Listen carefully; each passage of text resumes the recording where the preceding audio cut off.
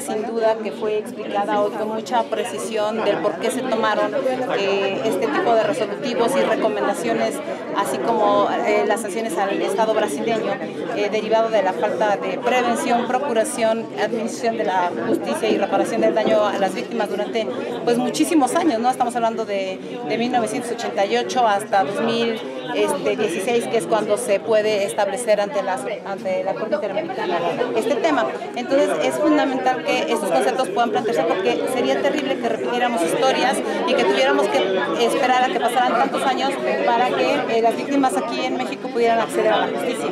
Y quisiera poner solo dos casos que no quise mencionar para no viciar evidentemente un tema que era concretamente la sentencia en materia de personas y esclavitud, que es el caso Mamá Rosa y que es el caso Casitas del Sur, que siguen inconclusos, que siguen sin una reparación del daño integral y en donde hay omisiones del Estado mexicano en su conjunto, tanto de las autoridades locales como de las autoridades federales, y que lo lamentable sería que tuviéramos que esperar muchos años para que pudiera configurarse el delito de trata de personas, como lo dijo bien la abogada, como una forma de explotación adicional, es decir, son captados, enganchados, trasladados a través del engaño, del uso de la fuerza, de un abuso, de una situación de vulnerabilidad, y bajo este esquema después son sometidos a esclavitud, lo cual nos parece verdaderamente grave, que muchos años después la justicia pueda otorgársele a quienes, por supuesto, fueron víctimas no de violaciones a derechos humanos por parte de la autoridad, pero sí de omisiones de su protección a los derechos humanos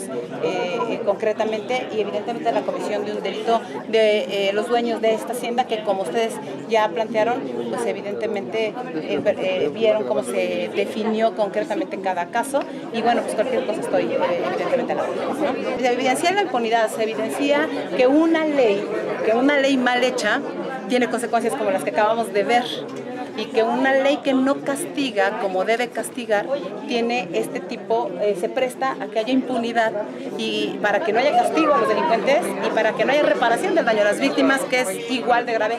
Pero otra cosa grave que me parece fundamental es que en la prevención tampoco se haya trabajado, que es parte por lo que se le pidió al Estado brasileño o se le condenó al Estado brasileño. Y quiero plantear ese dato concretamente porque si ustedes revisan hoy el reporte que se hace concretamente de la Auditoría Superior de la Federación al gobierno mexicano, se dice a la Auditoría Superior de la Federación, no están cumpliendo con su función de prevenir. Es decir, la gente en la calle no conoce qué es la trata de personas.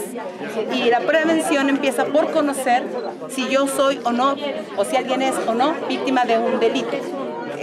Pusimos como ejemplo lo que estaba pasando con el robo de hidrocarburos.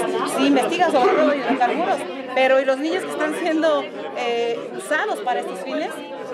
Bueno, pues los niños reciben un dinero que piensan que es la forma de generar recursos y que evidentemente, pues para ellos ni siquiera se dan cuenta que están siendo usados para cometer un delito, ¿no? Y por eso es que ahí, en el caso de los niños y niñas, los medios comisivos no juegan un papel fundamental, porque los niños y niñas menores de 18 años hay una condición establecida ya en leyes que se le llama que no tienen capacidad del hecho o capacidad para resistirlo, pero si revisaron en el resto de los numerales, se establece perfectamente lo que nosotros hemos venido sosteniendo. Hay tres elementos del tipo penal: conductas, medios y fines. Y lo dijo ya, o lo se sentó en jurisprudencia. Cada quien tendrá que asumir la responsabilidad de ser omisos ante las modificaciones que necesitamos forzosamente hacer en la materia legislativa. Yo seguiré insistiendo hasta el último día en el que sea presidente de la Comisión contra la Trata de Personas y miembro de este Senado. ¿Se reformará la ley? Bueno, nosotros ya le hemos aprobado 2 ocasiones. Yo esperaría más bien que los diputados y las diputadas hayan escuchado con mucha claridad lo que aquí se planteó, ¿no? Y que no se quiera darle la vuelta a un tema que es nuestra responsabilidad, reitero, para generar impunidad en estados en donde haya aparente combate al delito, pero que en la realidad pues no lo hay. Que dentro de las obligaciones del Estado de Tlaxcala y del gobernador concretamente y su gobierno están las de prevención. Si él no toma los instrumentos internacionales para prevenir el delito y dar a conocer qué es el delito de trata de personas en distintas modalidades o fines de explotación, estará incumpliendo una, yo diría, una normativa que ya está asentada en jurisprudencia y en legislación internacional. Entonces no tiene por qué esperarse a que haya el debate de la Cámara. yo lamento mucho que la Cámara de Diputados y nosotros pues no seamos capaces de seguir empujando y decidir y que ya este tema se agote, ¿no? Y que vayamos a la revisión concreta y a la implementación de la ley, que es parte de lo que planteaban aquí los jueces que participaron. Yo lamento muchísimo que eso no suceda, pero perdón, eso no es pretexto para que los gobiernos estatales, todos, hagan su función específica de prevención del delito, dando a conocer qué es el delito y cómo se comete en sus diversas finalidades de explotación. Entonces no puede ser el pretexto de espérense a ver si la Cámara de Diputados se pone de acuerdo, pues me parece que es una justificación de aventar la pelota sobre un tema. Con gusto podemos platicar con las instancias correspondientes y agradezco que haya venido personal de la Comisión de Derechos Humanos del Estado de Tlaxcala para que escuchara, para que viera, para que planteara, eso lo agradezco, pero bueno, yo creo que el procurador tiene que comprometerse con este tema, el secretario de Gobierno tiene que comprometerse con este tema y evidentemente el secretario de Seguridad Pública tiene que hacer lo propio. Y yo reitero, en 6 meses, cuando plantee ese gobierno, revisaré los avances y daré una posición al respecto. Sería irresponsable de mi parte hacerlo y yo jamás he usado este tema para fines de carácter político electoral, no lo haré por lo que corresponde a nuestra obligación, que es el beneficio a que no haya más víctimas de trata de personas y que las víctimas que ya las hay lamentablemente puedan ser reparadas integralmente en el daño que se les ha ocasionado. E identificadas además.